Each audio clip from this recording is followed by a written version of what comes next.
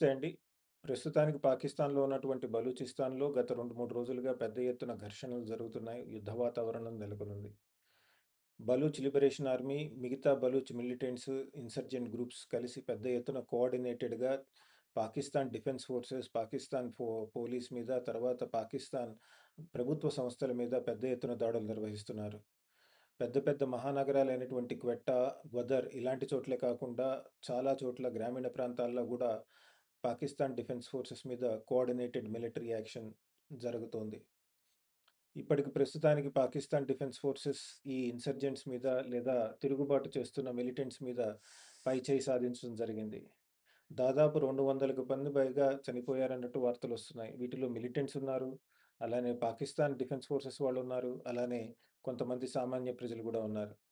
ఇక్కడ మనం గుర్తుపెట్టుకోవాల్సిందేంటంటే, ఇటువంటి ఘర్షణ జరగటం ఇది మొట్టమొదటిసారి కాదు. కిందటి సంవత్సరం మార్చ్‌లో కూడా చూసాం. బలూచ్ మిలిటెంట్స్ పెద్ద ఎత్తున ఒక ట్రైన్‌ని హైజాక్ చేయటం జరిగింది బలూచిస్తాన్‌లో. అంతేకాదు చాలా కాలంగా బలూచిస్తాన్‌లో ఒక ఇన్సర్జెన్సీ నడుస్తోంది. ప్రభుత్వానికి వ్యతిరేకంగా ఒక తిరుగుబాటు నడుస్తోంది.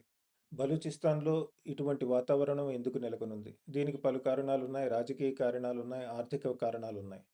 1948లో స్థానికంగా ఉన్నటువంటి ప్రజల మనోభావాలకు వ్యతిరేకంగా పాకిస్తాన్‌లో బలూచిస్తాన్‌ని బలవంతాన చేర్చుకున్నారని అక్కడ ప్రజలు చాలా కాలంగా చెప్పడం జరుగుతోంది. అందుకనే గనక మనం తీసుకున్నట్టయితే 1950 నుంచి 1960ల్లో, 1970ల్లో తర్వాత ఈ మధ్య కాలంలో 2000 నుంచి అక్కడ కంటిన్యూయస్‌గా ఏదో ఒక ఇన్సర్జెన్సీ నడుస్తూనే ఉంది. ఒకటి రాజకీయంగా మాకిష్టం లేకపోయినా పాకిస్తాన్‌లో విలీనం చేశారని దశాబ్దాలుగా వాళ్ళు చెప్తున్నారు. మరో పక్కన చూసుకుంటే బలూచిస్తాన్ ఆర్థికంగా చాలా ఖనిజ సంపత్తి కలిగిన ప్రదేశం అది. అక్కడ మీరు తీసుకుంటే బంగారం, కాపర్, అలానే బొగ్గు, నేచురల్ గ్యాస్ ఇలాంటి వనరులు పెద్ద ఎత్తున ఉన్నాయి. పాకిస్తాన్‌లో దాదాపు 44% ఉన్న ల్యాండ్ మాస్ లో కేవలం 5% పాపులేషన్ ఉంటుంది. బలూచ్ పాపులేషన్. అందులో పెద్ద ఎత్తున ఇంత ఖనిజ సంపత్తి ఉంటుంది. అయినప్పటికీ ఈరోజు పాకిస్తాన్‌లో చాలా వెనకబడిన ప్రాంతాల్లో మొట్టమొదటి ప్రాంతం బలూచిస్తాన్. ఇంత ఖనిజ సంపత్తి ఉన్న బలూచిస్తాన్ వెనకబడి ఎందుకుంది అంటే, బలూచి మిలిటెంట్స్ కానియండి, బలూచి లీడర్స్ కానియండి, వాళ్ళు చెప్పేదేంటంటే, మా దగ్గరున్న ఖనిజ సంపత్తిని వాడుకొని పాకిస్తాన్ అభివృద్ధి చెందటానికి ప్రయత్నిస్తోంది కానీ, హ్మ్, మాతో వచ్చిన సంపదని పంచుకునే ఏర్పాట్లు ఎప్పుడూ జరగలేదు. కాబట్టి మేము వెనకబడి ఉన్నాం, ఆర్థికంగా వెనకబడి ఉన్నామని వాళ్ళు చెప్పడం జరుగుతోంది.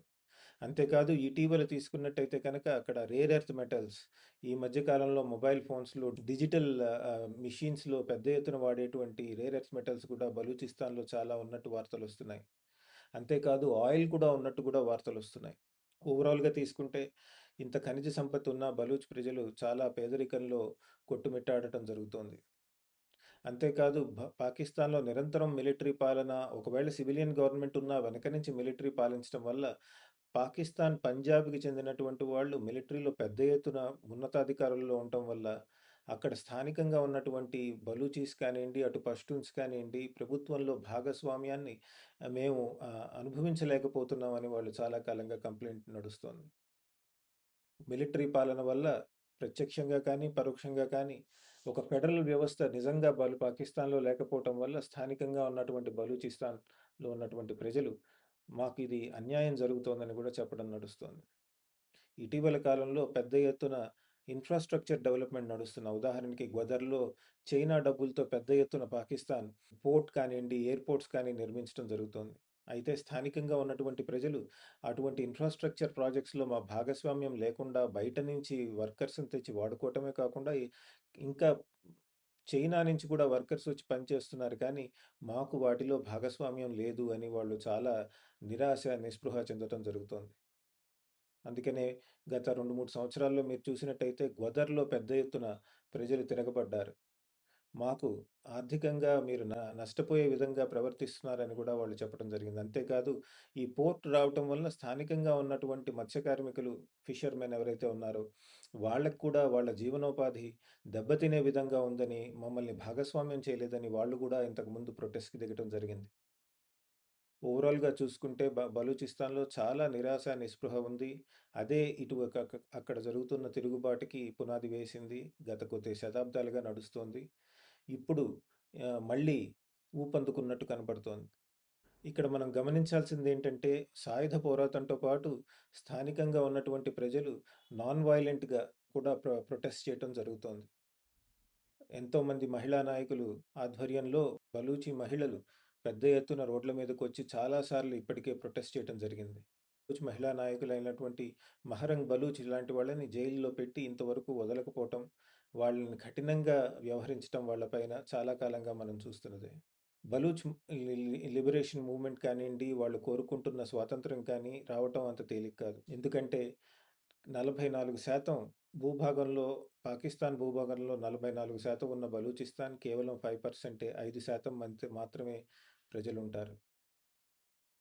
ఇంత తక్కువ ప్రజలున్నటువంటి ఈ భూభాగంలో నిజంగా పాకిస్తాన్ ఆర్మీకి నిలబడి వెళ్లి యుద్ధం చేయగలరా?